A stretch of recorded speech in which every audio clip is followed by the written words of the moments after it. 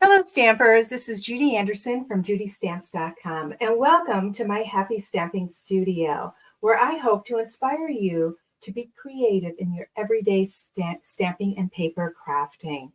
So, this week, in fact, in a few days, we here in the United States are celebrating Independence Day, or the 4th of July.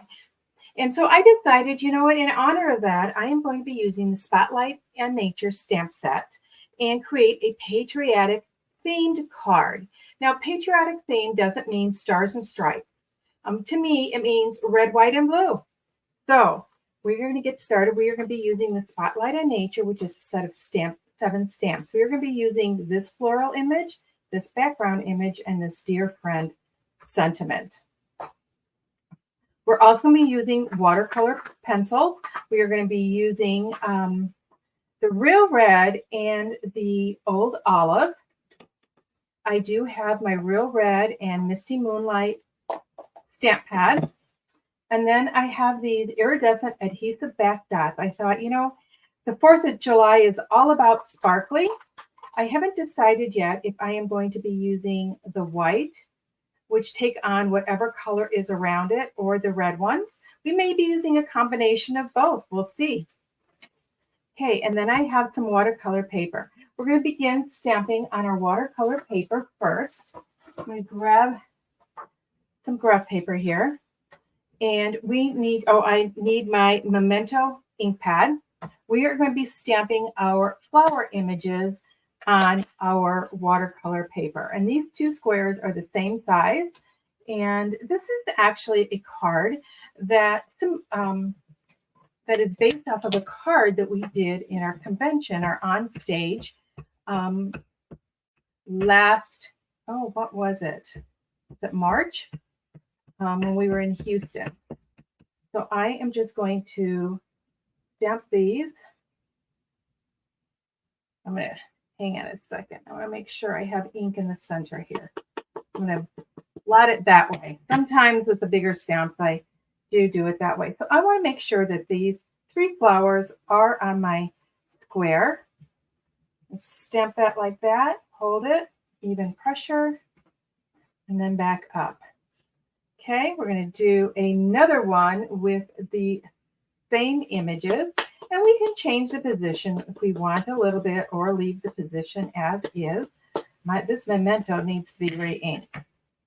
Oops, I got a little bit of black on this one. I'm going to flip it over, and I am going to move this one just a little bit. You can't move it too much because this image just fits just on these squares.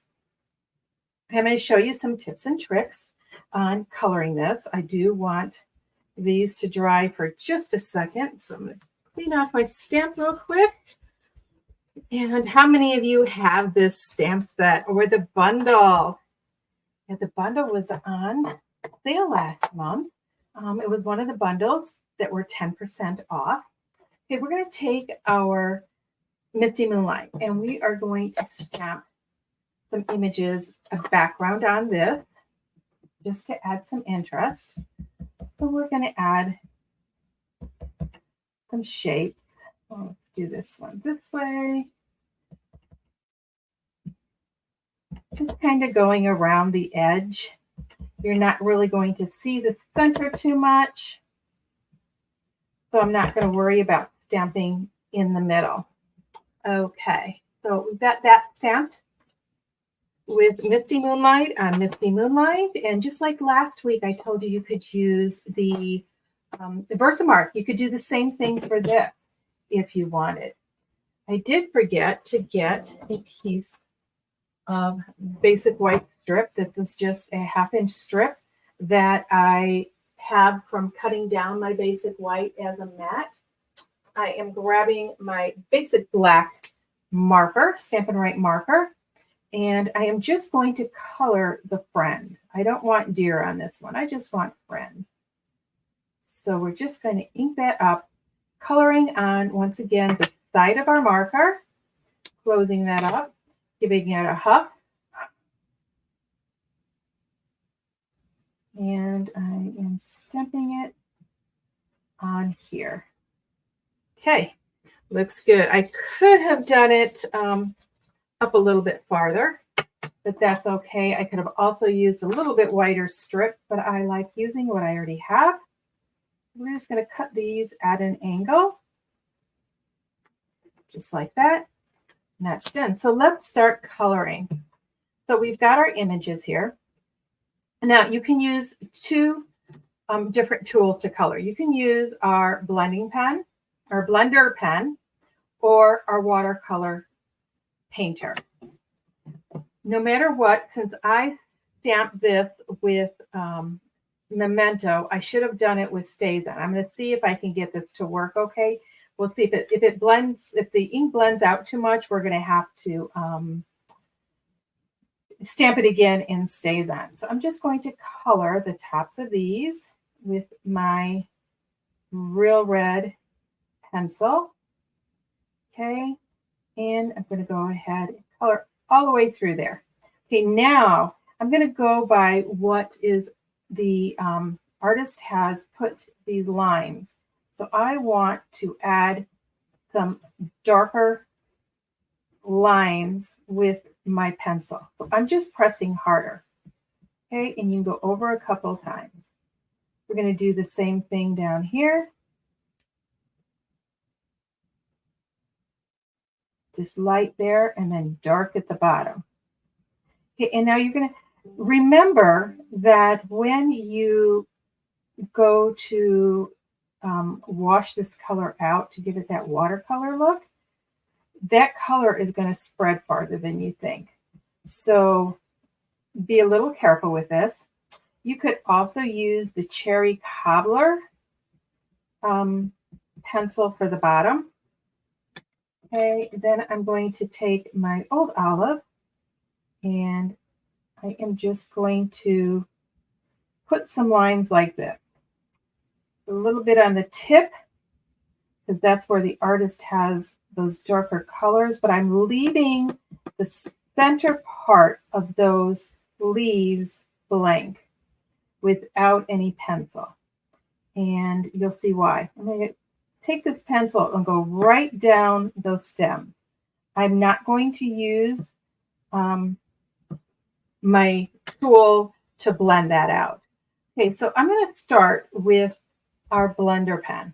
This is just going to blend these colors together. And when I do this, I want to do it from the bottom up to where it's lighter, or you can do it from where it's lighter and go down. The choice is yours, but that is just going to, and I'm just doing strokes and not rubbing it. Okay, if you sit there and you rub it like this, that black is going to come up. So you don't want that. Okay, I'm going to go here. Now, I will admit that if I had used the StazOn, that red would be a lot brighter.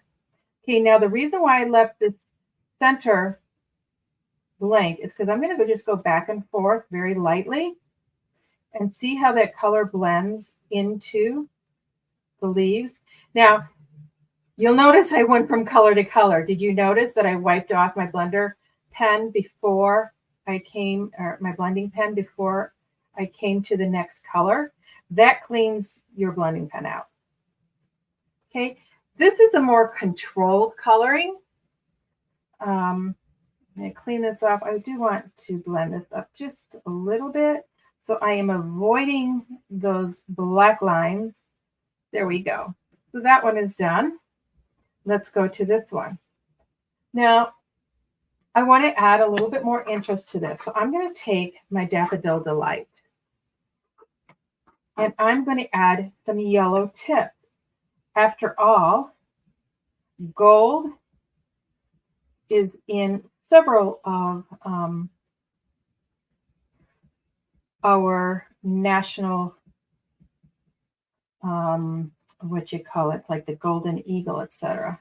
I can tell that this black is moving on me.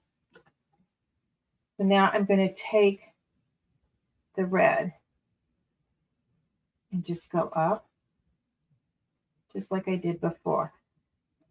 Now the colors are overlapping a little bit, but not much. And like I said, I am noticing that the black is bleeding into my color a little bit. So I would probably use Stays On if I were you. I'm just going to go with it because it's not that bad. But if you are a beginning stamper, this is or a beginning watercolor person, make sure you use the Stays On. And you can use the Stays On with this set because it is a red rubber set. I don't recommend using Stays On with our photopolymer. Sometimes it makes them tacky and sticky, the chemical. I'm going to color this one with my watercolor painter this time. So I'm just squeezing some color or some water out. Oops, hang on just a second. I got to close my lid up a little bit. It was leaking. There you go. So I'm just going to squeeze some water into that tip, not very much, blot it off a little bit, and take that yellow and bleed it down into the red. Now, this is more apt to make that memento smear a little bit, so be very careful. So that's why I recommend the blending pen, and you'll see, oops, I need some more water. Dab that. There we go. And it's because it's so easy to get too much water in your water painter. I wouldn't worry so much if it was on Stays On, but since it's not. So you see the difference? I know I used only red on this one and the yellow. Let's say we wanted that Daffodil Delight to be a little bit brighter. I could just go in and color again. Okay, just like that.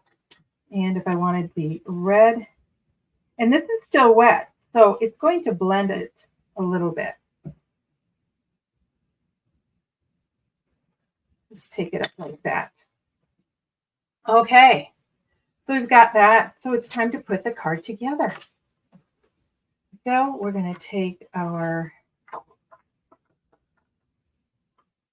card base, fold it in half, mountain in the middle.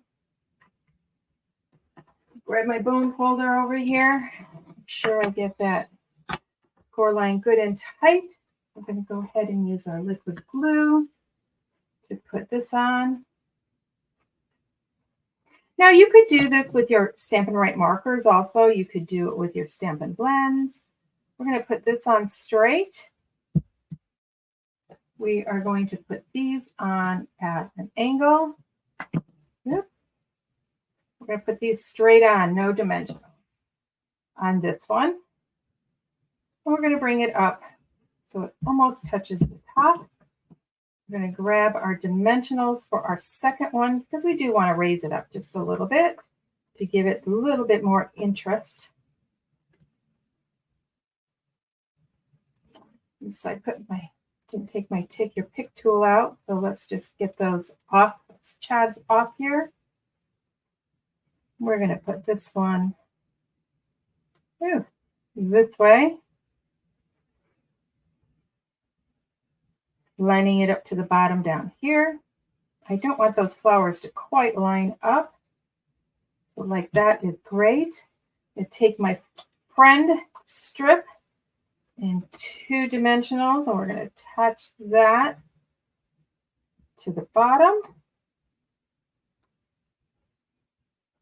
Like that. Okay, let's I need my Take Your Pick tools. So I'm going to grab that. I'm going to take these. I think that I want the white. I don't think I'm going to put the red on. So put these up here. Now see how they change color when they're down here by the green and the, I think it's Melon Mambo down there. They pick up those colors, but once you get it away from there, it's got its own color. More white. I'm going to put this one here. And let me get my twine here. we are going to use this here, and we're just going to tie a bow real quick here.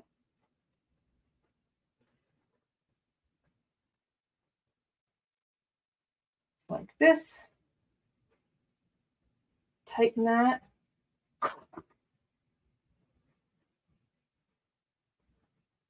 Trim those off. Let's grab our glue dots. Now, with this, we need it a little bit smaller. So I'm going to take the glue dot off with my fingers. I'm going to roll it between my fingers like that. And let's stick it right there behind the knot. And we are going to stick it right here on the side. Okay, and there we go, our red, white, and blue card. So I'd like to wish everybody in the United States a happy and safe 4th of July. And until we meet again, everybody, happy stamping.